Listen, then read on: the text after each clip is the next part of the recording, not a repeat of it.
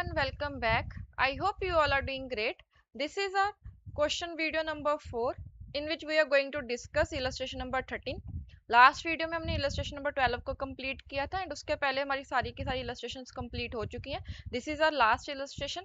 इसके बाद हमारे पास सिर्फ एक क्वेश्चन बचता है, that is practical question number 1, जिसको हम नेक्स्ट वीडियो में डिस्कस करेंगे. ठीक है, इस वीडियो में मेनली डिस्कस करने वाले हैं हमारी सिर्फ और सिर्फ illustration नंबर 13, बिकॉज यहाँ पर आपके पास ना 2-3 स्पेशल पॉइंट्स हैं जो इसी क्वेश्चन में है, तो इसको हम यहाँ पर डिटेल में डिस्कस करेंगे. बट क्वेश्चन को स्टार्ट करने से पहले जैसे मैंने आपको बताया था, फर्स्ट ऑफ ऑल आपने क्या करना है, अपना फॉर्मेट कंप्लीट करना है एंड जहां जहां पर आपको लगता है कि आपके वो ट्रायल बैलेंस की आइटम्स को प्लेस करना चाहिए, वहां पर आपने क्या करनी है, अपनी आइटम्स को प्लेस करना है. तो आपने अपने प्लेसमेंट को कंप्लीट करना है एंड स्टेप नंबर 1 में अपने फॉर्मेट को कंप्लीट करना है. ठीक है, तो अगर आपको ये स्टेप्स नहीं पता तो फर्स्ट ऑफ ऑल आप पार्ट नंबर 2 को देखना, question video part 2, that is practical session part 2, जिसमें हमने ये फॉर्मेट को कम्प्लीटली बताया है कि कैसे आपने एक क्वेश्चन को, एक फाइनल अकाउंट के क्वेश्चन को सॉल्व करना है. डन. यहाँ पर अभी हम डिस्कस करने वाले हैं हमारी इलस्ट्रेशन नंबर 13. यहाँ पर अभी हम स्टार्ट करते हैं. फर्स्ट ऑफ ऑल आप अपना पार्ट कंप्लीट करना, वीडियो को पॉज करो, फॉर्मेट बनाओ, प्लेसमेंट करो, उसके बाद इस वीडियो को कंटिन्यू करना. एंड अभी मैं कंटिन्यू करने वाली हूँ, तो अगर आपने अभी तक फॉर्मेट नहीं बनाया तो फर्स्ट ऑफ ऑल फॉर्मेट बना लेना. डन. हमारे पास दिया गया है, यहाँ पर हमें सिर्फ और सिर्फ एक्सट्रैक्ट्स दिए गए हैं from the books of maple states, जहाँ पर हमें सिर्फ बैलेंसेस बताए गए हैं. ये कंप्लीट ट्रायल बैलेंस नहीं है, यहाँ पर हमें सारी की सारी चीजों के बैलेंसेस गिवन है. ठीक है, एडिशनल इन्फॉर्मेशन में हमारे पास 7 पॉइंट्स है. 1 बाय 1 पॉइंट्स को डिस्कस करना स्टार्ट करते हैं. फर्स्ट ऑफ ऑल हमारे पास है, उन्होंने बोला कि जो परचेजेस हैं इसमें सेल्स रिटर्न इंक्लूडेड है.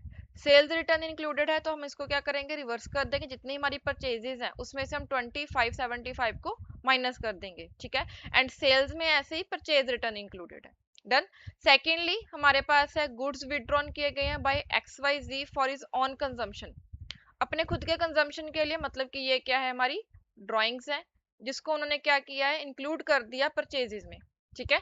Thirdly wages paid in the month of April for the installation of plant and machinery amounting to 450 were included in wages account. जो हमने इंस्टॉलेशन के लिए वेजेस पे की थी उसको उन्होंने क्या किया, वेज अकाउंट में इंक्लूड कर दिया.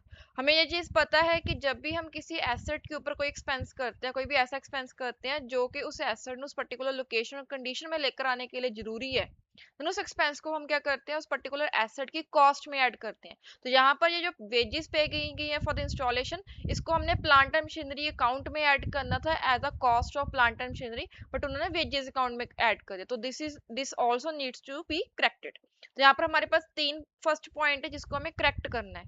उसके फोर्थ हमारे पास है फ्री सैंपल जो डिस्ट्रीब्यूट किए गए पब्लिसिटी के लिए, दैट इज 825 के फ्री सैंपल दिए गए. अगेन ये अनरिकॉर्डेड है, इसको हमने क्या करना है, रिकॉर्ड करना है. डन. इसके बाद हमारे पास है नेक्स्ट, हमने प्रोविजन क्रिएट करनी है डाउटफुल डेट्स की 5%, प्रोविजन जो है डिस्काउंट की क्रिएट करनी है 2.5%. फर्स्ट ऑफ ऑल हम क्या करते हैं, डाउटफुल डेट की प्रोविजन क्रिएट करते हैं, जो हमारे पास बैलेंस बचता है उसके ऊपर हम क्या करते हैं, डिस्काउंट की प्रोविजन क्रिएट करते हैं. ठीक है. देन उसके बाद हमें दिया गया depreciation, that is plant and machinery के ऊपर 15% है and furniture and fixed fittings के ऊपर 10% है. ठीक है. एंड लास्ट पॉइंट हमें बताया गया है रिगार्डिंग द क्लोजिंग स्टॉक. यहाँ पर आपको क्लोजिंग स्टॉक की कैलकुलेशन दी गई है. इस पॉइंट को हम डिस्कस करेंगे जब हमारे ऊपर वाले सारे पॉइंट्स कवर हो जाएंगे, because this point is the point जो हमें इस क्वेश्चन में डिस्कस करना है. ये पॉइंट सिर्फ यहाँ पर ही आ रहा है, इसी वजह से इसको मैं सेपरेटली डील कर रही हूँ. ठीक है. इसके बाद उन्होंने क्या बोला कि आपने क्या करना है, trading and profit and loss account बनाना है.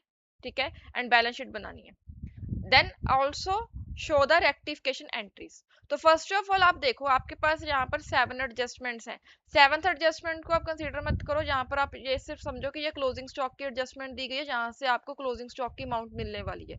बाकी जो फर्स्ट 6 एडजस्टमेंट्स हैं, इसमें से कौन सी ऐसी एडजस्टमेंट्स है जिनको आपने रिकॉर्ड नहीं किया या फिर आपको रेक्टिफिकेशन की एंट्री डालने की जरूरत है.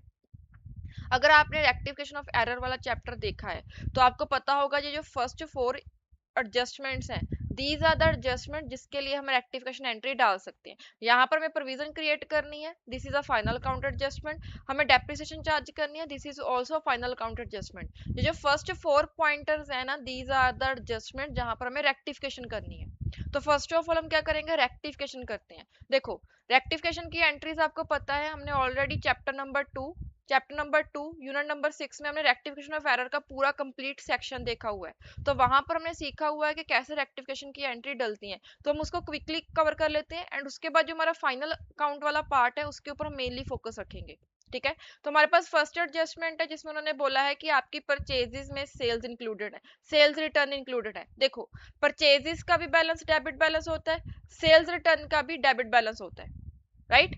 तो अगर आपने सेल्स रिटर्न को रिकॉर्ड नहीं किया तो उसको हम क्या करेंगे, डेबिट करेंगे। एंड गलती से आपने परचेजेस में ज्यादा अमाउंट डेबिट कर दिया, इसलिए इसको हम क्या कर देंगे, क्रेडिट कर देंगे। तो यहाँ पर आपकी जो परचेज को करेक्ट करने की एंट्री है that will be purchase return को हम डेबिट करेंगे एंड परचेजेस को हम क्रेडिट कर देंगे सेम अमाउंट से, बिकॉज जितनी अमाउंट परचेज सेल्स रिटर्न की परचेजेस में इंक्लूडेड है उतनी अमाउंट को हम परचेजेस में से निकालेंगे एंड सेल्स रिटर्न में रिकॉर्ड कर देंगे। ऐसे ही हमारे पास सेकंड पॉइंट आता है डेट सेल्स में परचेज रिटर्न इंक्लूडेड है।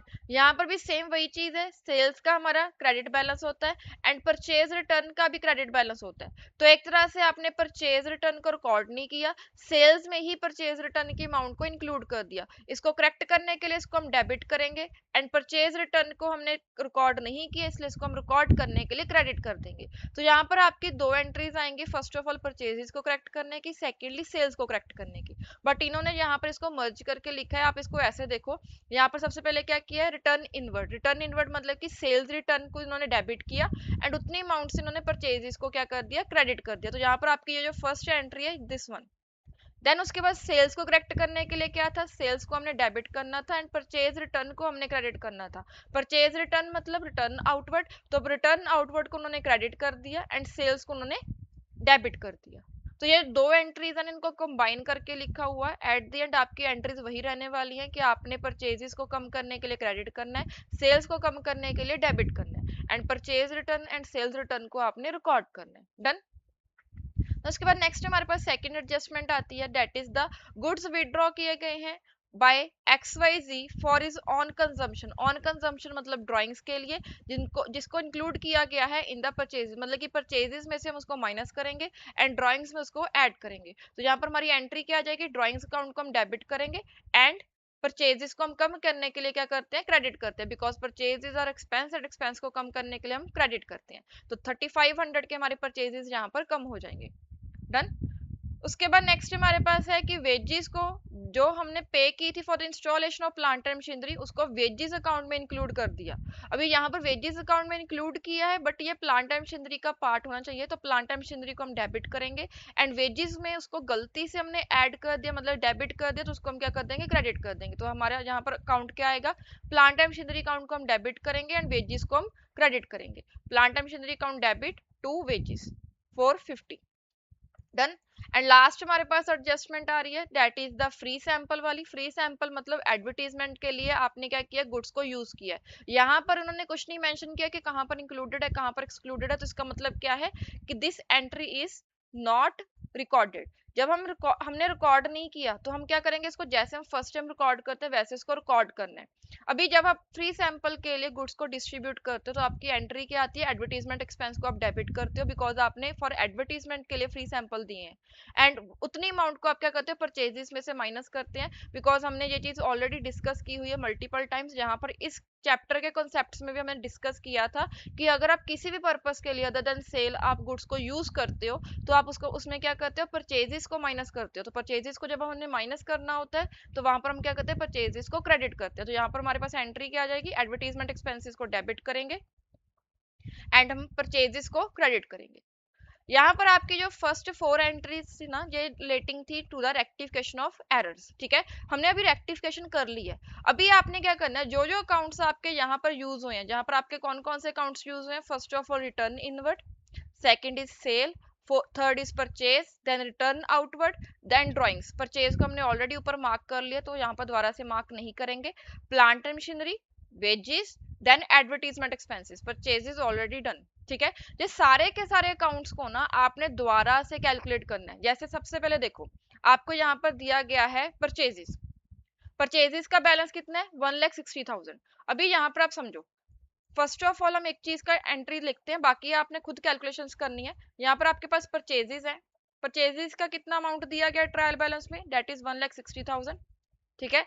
इसमें उन्होंने क्या किया, यहाँ पर परचेजेस को क्रेडिट किया, मतलब कि परचेजेस से की अमाउंट यहाँ से इतने से कम होगी, डेट इज 2575। देन आपने क्या करना है, उसके बाद परचेजेस को आपने एज अ ड्राइंग्स यूज किया था, देन 3500 अगेन आपका माइनस हो रहा है बिकॉज वो भी क्रेडिट हो रहा है। एंड लास्टली आपकी परचेजेस एडवर्टीजमेंट की वजह से क्रेडिट हो रही है, दैट इज 825।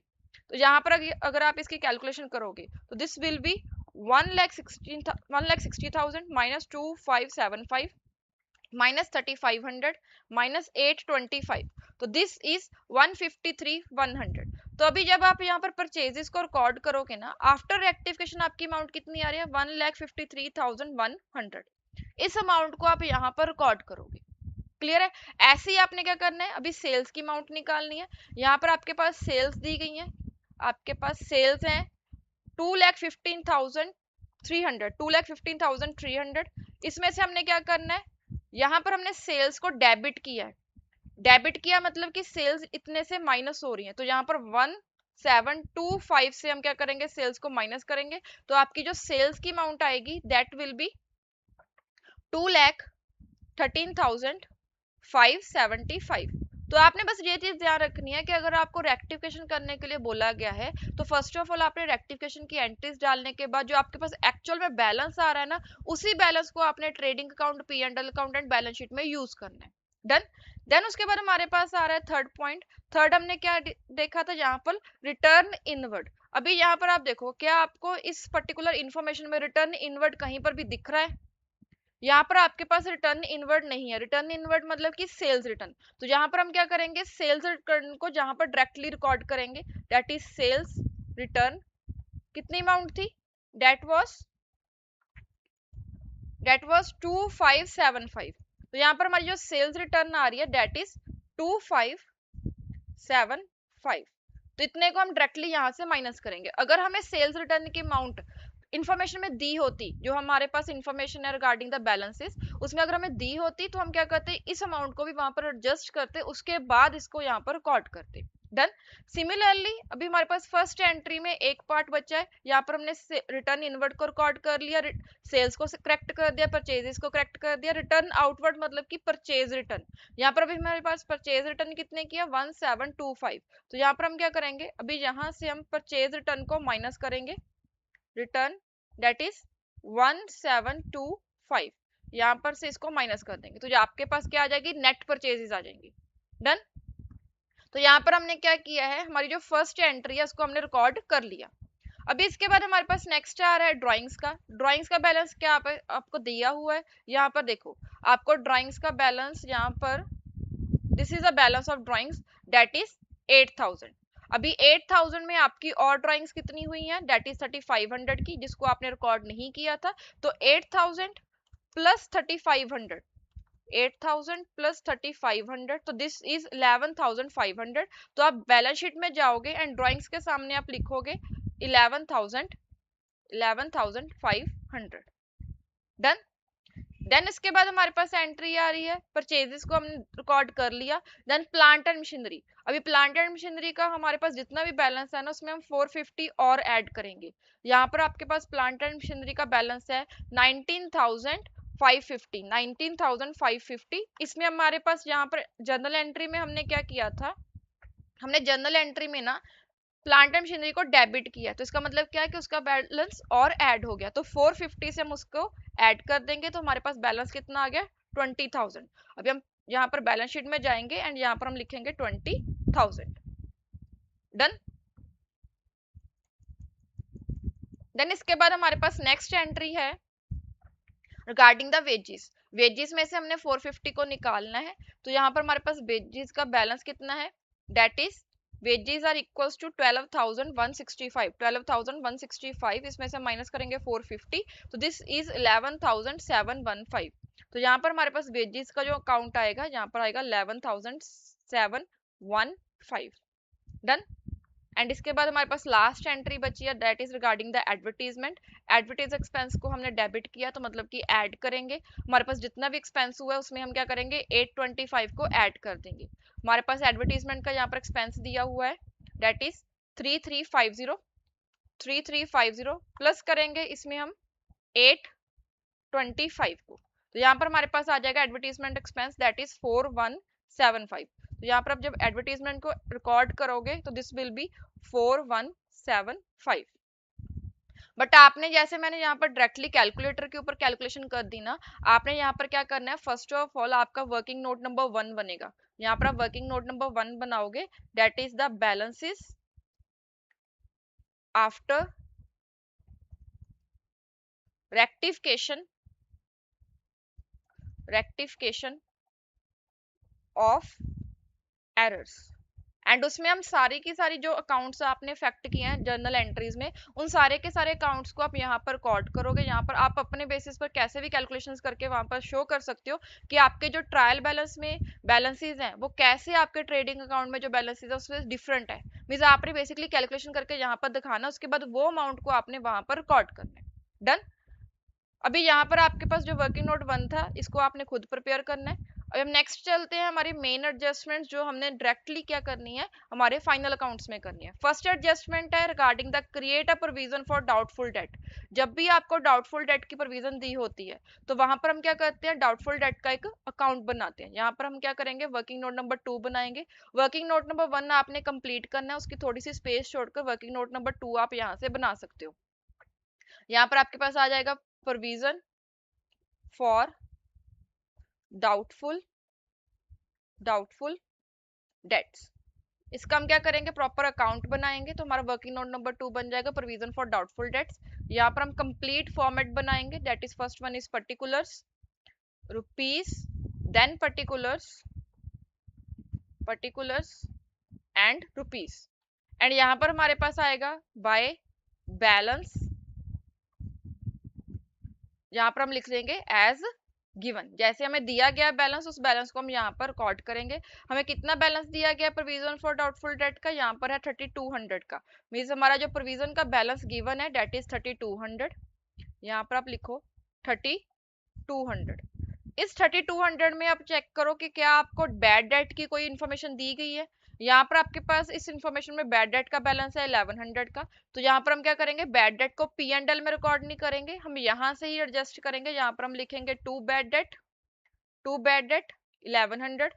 तो एक तरह से आपकी 3200 की जो प्रोविजन है आप इसको एज अ कंसीडर कर सकते हो कि वो ट्रायल बैलेंस ही दिया गया है, जस्ट दैट कि उसको आपने बैलेंस नहीं किया हुआ। तो आपको जब इन्फॉर्मेशन गिवन उसमें आपको 3200 का प्रोविजन दिया गया है, उसमें से 1100 आपने क्या किया, बैड डेट के अगेंस्ट एडजस्ट कर दिया। अभी यहाँ पर उन्होंने क्या बोला है कि आपने जो प्रोविजन क्रिएट करनी है डेट शुड बी 5%। 5% किसका करना है, डेटर्स का। आपके पास डेटर कितने की है, आपके पास डेटर्स जो है डेट इज 1,20,000। तो आपकी जो प्रोविजन क्रिएट होगी कितने की क्रिएट होगी, आपका पैसा। फर्स्ट ऑफ ऑल आप यहाँ पर लिखो कि आपका बैलेंस कितना आना चाहिए, that should be balance carry down कितना होना चाहिए, 1,20,000 का, 1,20,000 का 5%। तो आप यहाँ पर लिख सकते हो 1,20,000 into 5%, this is 6,000।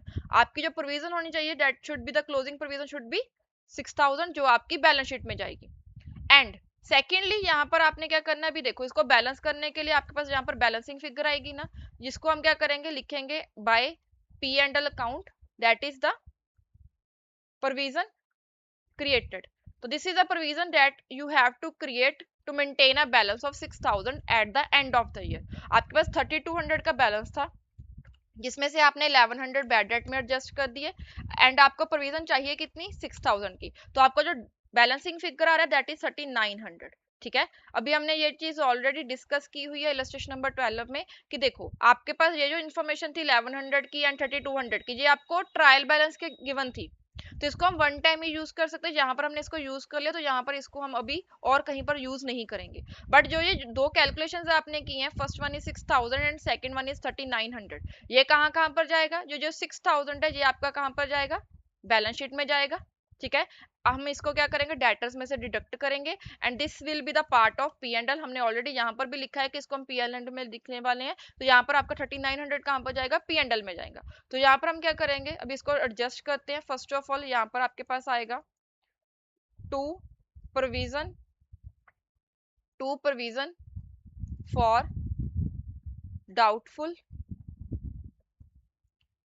For doubtful debt कितने का आ जाएगा, that is 3900। Done. And secondly जो आपने प्रोविजन का क्लोजिंग बैलेंस वहां पर निकाला था दैट इज 6000, इसको हम लिखेंगे यहाँ पर अभी आप इसको माइनस करो, that is 1,20,000 minus 6,000, this is 1,14,000। ठीक है, अभी आपने क्या करना है, ये जो प्रोविजन है that is provision for discount, उन्होंने कितना बोला है कि आपको प्रोविजन कितने का क्रिएट करना है। यहाँ पर आप देखो आपके पास प्रोविजन है दैट इज 2.5%। तो एक तरह से जब आप डिस्काउंट की प्रोविजन निकालते हो, तो हमने ऑलरेडी ये कंसेप्ट में डिस्कस किया था कि आपकी जो डाउटफुल डेट वाली प्रोविजन है उसको माइनस करने के बाद जो आपके पास बैलेंस बचा है दैट इज 1,14,000, इसके ऊपर आपने क्या करना है 2.5% कैलकुलेट करना है। तो 1,14,000 मल्टीप्लाई बाय 2.5%, दिस इज 2,850। ठीक है, यहाँ पर आपका क्या हुआ है, दिस इज 1,14,000 मल्टीप्लाई किया इसको हमने 2.5% जो हमें गिवन था। तो एक तरह से आपने इतनी प्रोविजन क्रिएट करनी है। अभी यहाँ पर आप देखो आपका ये जो बैलेंस आएगा ना, this will be the final balance of the debtors. Done. But यहाँ पर अभी आपका जो क्लोजिंग बैलेंस है डेट इज 2,850, राइट। बट आपको ऑलरेडी इंफॉर्मेशन मैंने दिया हुआ है कि आपने already provision for discount on debtors create किया हुआ है दैट इज 13,075। तो आप यहाँ पर क्या करोगे, अभी पी एंड एल में इसको रिकॉर्ड करना है। पी एंड एल में हम कैसे रिकॉर्ड करेंगे, यहाँ पर हम लिखेंगे टू प्रोविजन फॉर डिस्काउंट। ठीक है, आप इसको कंप्लीट लिख लेना, to provision for discount on debtors. यहाँ पर आप देखो सबसे पहले आपने प्रोविजन क्रिएट कितने की है 2,850 जो आपने बैलेंस शीट में रिकॉर्ड किया। बट इसमें से हम लिखेंगे कि कौन जितनी प्रोविजन ऑलरेडी एग्जिस्ट कर रही है उतनी प्रोविजन को हम यहाँ से माइनस कर देंगे। कितनी एग्जिस्ट कर रही है, डेट इज 13,1,375। तो आपकी ऑलरेडी इतनी प्रोविजन क्रिएट हो चुकी है, तो आप क्या करोगे, सिर्फ फर्दर प्रोविजन क्रिएट करोगे, डेट इज 1,375 को अगर माइनस करते हो तो दिस इज 1,475। डन। इसको आप ना ऐसे भी समझ सकते हो, जैसे हमने प्रोविजन फॉर डाउटफुल डेट का वर्किंग नोट बनाया था, ऐसे यहाँ पर आप वर्किंग नोट नंबर 3 भी बना सकते हो। तो आप वर्किंग नोट किसका बनाओगे, दिस इज ऑप्शनल, आप बनाना चाहते हो बनाओ, नहीं बनाना चाहते ना बनाओ, बट एक बार आप देख लो कि इसका हम कैसे हम provision for doubtful date and discount को एक साथ समझ सकते हैं। ठीक है, यहाँ पर आप समझो, फर्स्ट ऑफ ऑल आपके पास सेम फॉर्मेट आएगा पर्टिकुलर रुपीज, यहाँ पर आपके पास है बाय बैलेंस एज गिवन। कितना बैलेंस गिवन था, दैट इज 1,375। ठीक है, एंड यहाँ पर हम कोई भी अमाउंट को एडजस्ट नहीं करते, तो आपका डायरेक्टली यहाँ पर आ जाएगा to balance carry down, that is a balance you have to create. This is 1,14,000 का आपका बैलेंस आया था ना after adjusting the provision for doubtful debt. यहाँ पर इसका हमने क्या करना है 2.5% करना है। तो दिस इज 1,14,000 मल्टीप्लाई बाय 2.5%, कितना आया था हमारा 2,850। तो जैसे हम वहां पर बैलेंसिंग फिगर निकालते हैं, यहाँ पर आपकी बैलेंसिंग फिगर कितनी आ रही है, सेम वही आएगी, -1,375 किया, दिस इज 1,475। तो this is by P and L account that is provision created. तो हमने जैसे प्रोविजन फॉर डाउटफुल डेट में क्या किया था, ये जो बैलेंस था जो आपका क्लोजिंग बैलेंस है that is part of, this is part of the balance sheet, इसको हम बैलेंस शीट में रिकॉर्ड करते हैं। एंड जो आपने नई प्रोविजन क्रिएट की इसको हम पी एंड एल में रिकॉर्ड करते हैं। एंड ये जो पार्ट है इसको हम कहीं पर भी रिकॉर्ड नहीं करते, जहां पर हमने इसको एक बार एडजस्ट कर दिया। तो ऐसे आप प्रोविजन फॉर डाउटफुल डेट का जैसे आप अकाउंट बनाते हो, वैसे हम प्रोविजन फॉर डिस्काउंट का भी अकाउंट बना सकते हैं। जस्ट दैट आपको ये ध्यान रखना है कि प्रोविजन फॉर डिस्काउंट जो होती है वो बैलेंसिंग फिगर के ऊपर कैलकुलेट की जाती है। मींस आप सबसे पहले डेटर्स का बैलेंस देखोगे, उसमें से जितनी आपने प्रोविजन क्रिएट करनी थी, दैट इज यहाँ पर आपने 6,000 का प्रोविजन क्रिएट की है for the provision for doubtful debts, उसको आप माइनस करोगे, जो आपके पास बैलेंस आएगा that should be your provision for discount. Done. तो यहाँ पर आपने प्रोविजन फॉर डिस्काउंट को भी रिकॉर्ड कर लिया, आपने यहाँ पर इसको पी एंड एल में रिकॉर्ड कर लिया, एंड बैलेंस शीट में भी हमने इसको कैलकुलेट कर लिया। तो आप यहाँ पर डायरेक्टली भी इसको कैलकुलेट कर सकते हो जैसे हमने यहाँ पर किया, एंड आप वहां से भी इसको उठाकर लेकर आ सकते हो। डन। तो this was your point number 5। इसके बाद हमारे पास नेक्स्ट पॉइंट है, बहुत ही सिंपल है, हमने डेप्रिसिएशन चार्ज करनी है प्लांट एंड मशीनरी के ऊपर 15% एंड फर्नीचर एंड फिक्सचर्स के ऊपर हमने करने 10%। तो प्लांट एंड मशीनरी के ऊपर पहले 15% की डेप्रिसिएशन कैलकुलेट करते हैं। तो यहाँ पर हमारे पास आ जाएगा डेप्रिसिएशन, ठीक है, दिस इज 15%, एंड फर्नीचर के ऊपर कितनी थी 10%। तो हम यहाँ पर क्या करेंगे, इसका 10% कैलकुलेट करेंगे। फर्स्ट ऑफ ऑल 20,000 का 15% किया तो दिस इज 3,000, यहाँ से 3,000 माइनस हो जाएगा, एंड 10,250 मल्टीप्लाई बाय 10%, तो दिस इज 1025, तो this is the depreciation of furniture. ठीक है, इन दोनों को माइनस करेंगे यहाँ से, बट यहाँ पर हम क्या करेंगे, पी एंड एल में इसको रिकॉर्ड करेंगे। तो यहाँ पर हम लिखेंगे टू डेप्रिसिएशन एंड हमारे पास फर्स्ट ऑफ ऑल है प्लांट एंड मशीनरी, आप इसका कंप्लीट लिख लेना, दैट इज 3000। एंड सेकंड हमारे पास आ रहा है फर्नीचर, फर्नीचर वाज 1025। डन।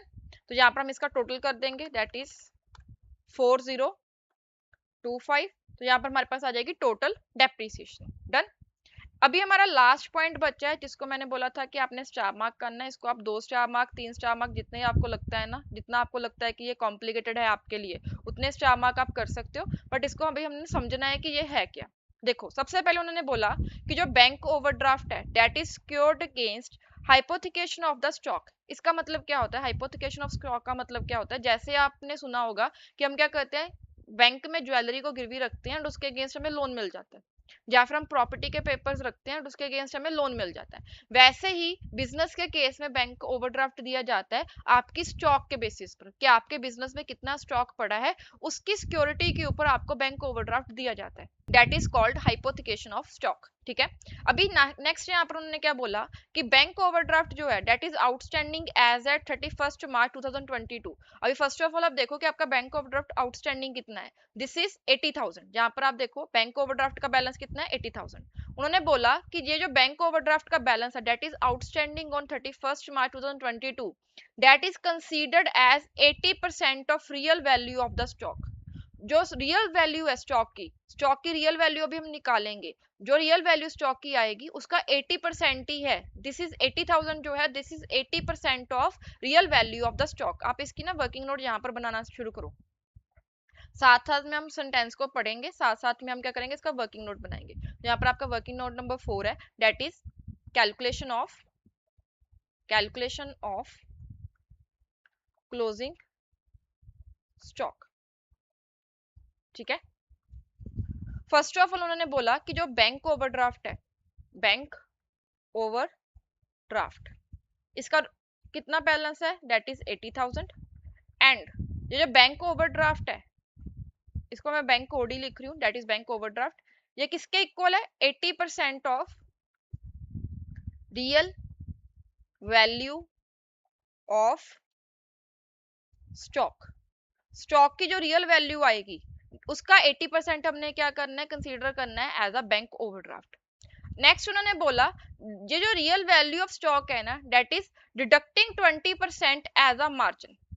आपने रियल वैल्यू कैसे निकालनी है, 20% मार्जिन डिडक्ट करने के बाद, and after adjusting the marginal value 80% of the same has been allowed to drawn as a overdraft. मतलब क्या है, देखो सबसे पहले आपका जो जो 80% ऑफ जो उन्होंने बोला ना कि रियल वैल्यू का 80% निकालना है, जो रियल वैल्यू कैसे निकलेगी, जो आपकी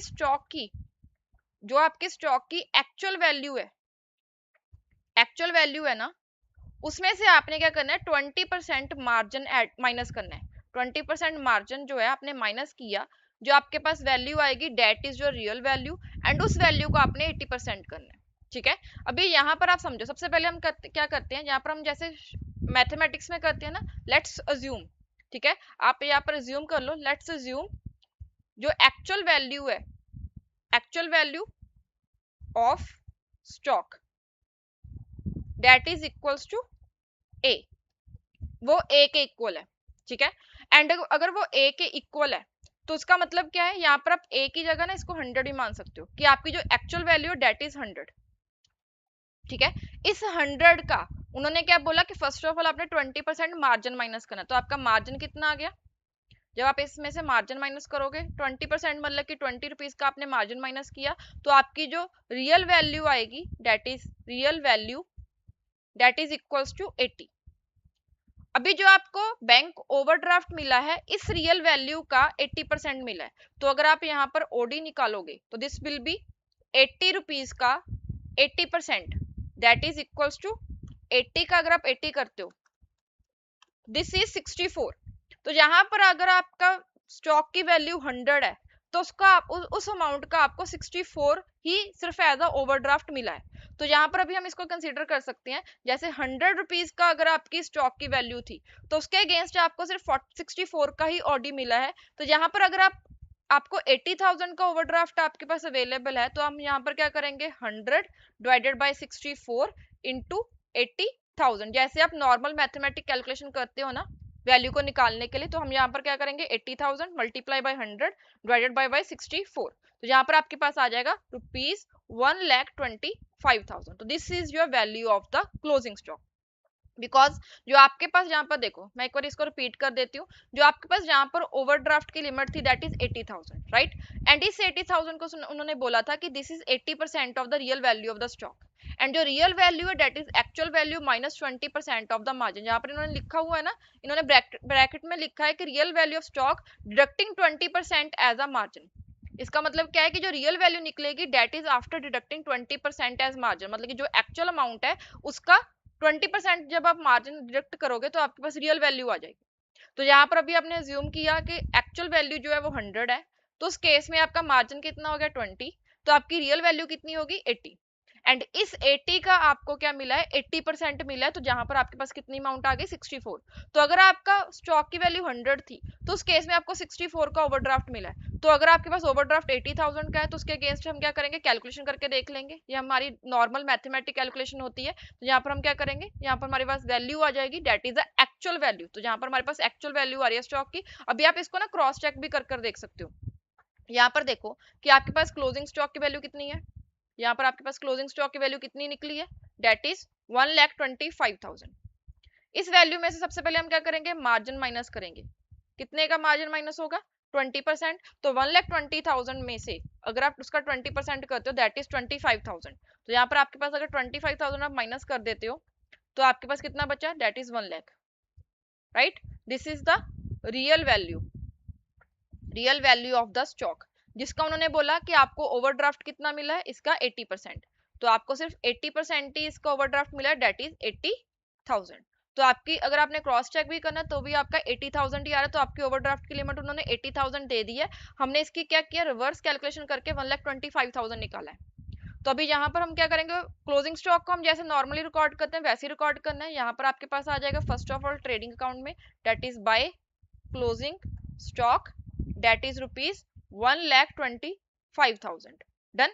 देन इसके बाद हमारे पास यहाँ पर बैलेंस शीट में भी आता है तो हम बैलेंस शीट में भी इसको रिकॉर्ड करेंगे। यहाँ पर हमारे पास आ जाएगा क्लोजिंग स्टॉक दैट इज 1,25,000। अभी हम क्या करते हैं फर्स्ट ऑफ ऑल जो इनर कॉलम्स की कैलकुलेशन जिस कॉलम की पेंडिंग है उसको कंप्लीट करते हैं। जैसे सबसे पहले हमारे पास सेल्स है 2,13,575 minus 2,575 sales return this is 2 lakh, यहाँ पर आपके पास आ जाएगा 2,11,000 डन। देन इसके बाद हमारे पास है 1,53,100 माइनस 1,725 तो दिस इज 1,51,375 डन। इसके बाद हमारे पास यहाँ पर पी एंड एल में कोई इनर कॉलम नहीं है, बैलेंस शीट में है प्लांट एंड मशीनरी का 20,000 में से 3,000 माइनस करेंगे तो दिस इज 17,000 एंड यहाँ पर 1,0250 माइनस 1,025 तो this is 9,225 done. Lastly debtors 1,20,000 minus 6,000 this is 1,14,000 minus 2,850 this is 1,11,150 this is 1,11,150। ठीक है, अभी हमने क्या करना है जो कैपिटल की कैलकुलेशन है this is after net profit. तो यहाँ पर अभी हम क्या करते हैं स्टार्टिंग से शुरू करते हैं, फर्स्ट ऑफ ऑल कैलकुलेशंस करना स्टार्ट करते हैं। फर्स्ट ऑफ ऑल जीपी निकालते हैं दैट इज 2,11,000 प्लस करेंगे 1,25,000 माइनस करेंगे 3,2,250 minus 151,375 minus 1,125 minus 1,1715 this is 139,535 and this is your to gross profit done. तो यहाँ पर आप इसका क्या करोगे टोटल लगा दोगे दोनों साइड का तो आपका ट्रेडिंग अकाउंट कंप्लीट हो जाएगा। अभी हम क्या करेंगे यहाँ पर बाय ग्रॉस प्रॉफिट लिखेंगे दैट इज ₹1,39,535।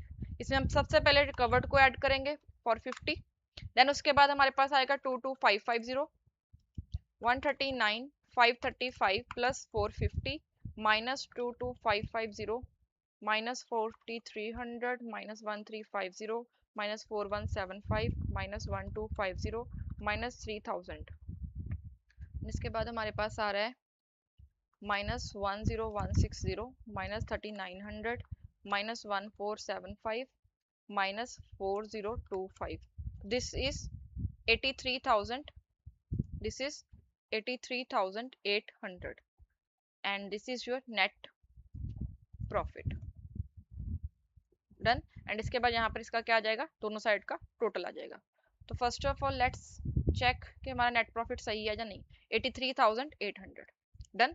अभी हम क्या करेंगे, इस नेट प्रॉफिट को ऐड करेंगे इन द कैपिटल। यहाँ पर हमारे पास आ जाएगा प्लस करके net profit, this is 83,800 done. And इसमें हम ऐड करेंगे 65,000 को, तो दिस विल बी 1,48,800। तो this is a total capital. इसमें से हम ड्राइंग्स को माइनस करेंगे 11,500 की, दिस इज 137,300। अभी हम क्या करते हैं, first of all liability side को टोटल करते हैं, दैट इज 80,000 प्लस करेंगे, 47,500 प्लस करेंगे एंड 2,450 प्लस करेंगे। तो this is 2,67,250।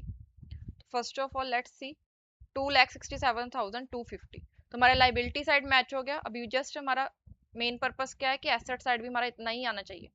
First of all 17,000 plus 9,225 plus 1,25,000 plus 1,11,150 plus 300 plus 1,450 plus 3,125।